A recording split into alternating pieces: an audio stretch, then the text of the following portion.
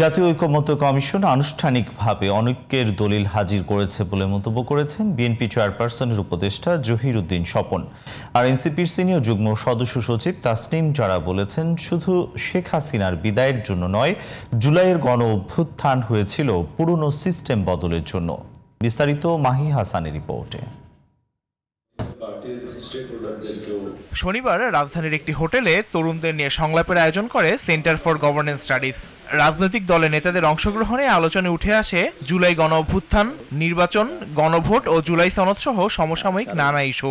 নির্বাচন হওয়া না হওয়া, তার চেয়ে বড় গুরুত্বপূর্ণ বিষয় হচ্ছে কি ধরনের নির্বাচন আমরা চাই। জুলাই সনদ বাস্তবায়নে সুস্পষ্ট রূপরেখা না থাকায় হতাশা প্রকাশ করেন এনসিপির সিনিয়র যুগ্ম সদস্য সচিব তাসনিম জারা।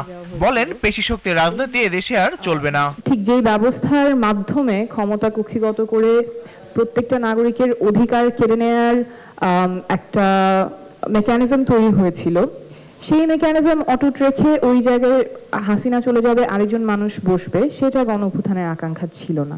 পুরো ব্যবস্থাটা পাল্টাবে যাতে করে প্রত্যেকটা নাগরিকের অধিকার সুরক্ষিত থাকে। গত এক বছরে অন্তর্বর্তী সরকারের কার্যক্রম নিয়ে সমালোচনা করেন অনেকে।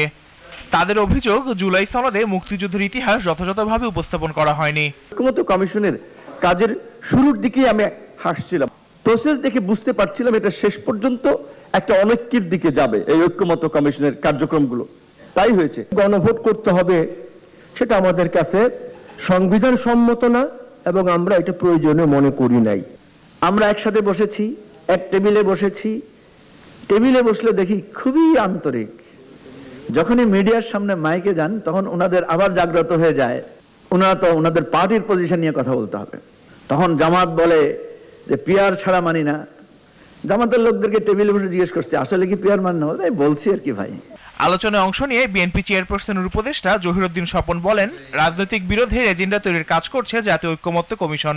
অনৈক্যের একটা দলিল লিখিত পরিচয়ভাবে হাজির করা হলো। ঐকমত্য কমিশনই জাতির সামনে জানালেন যে না, ঐক্য নাই, ঐক্য নাই। ঐকমত্য কমিশন যতটুকু ঐক্য করতে পারবে ততটুকুই তো তার কাজ, বাকিটা ঐক্যের জন্য, চেষ্টার জন্য রেখে দিতে হবে। জাতীয় নির্বাচনের এই শাশ্বত রাজনৈতিক প্রক্রিয়ার মধ্যে প্রবেশ না করা পর্যন্ত কোনো কিছুর সমাধান হতে পারে না। আগামী নির্বাচনে প্রবাসী ও নারী ভোটারদের সম্পৃক্ততা বাড়ানো জরুরি বলে মত দেন বক্তারা। Mahi Hasan, GTV news, Dhaka.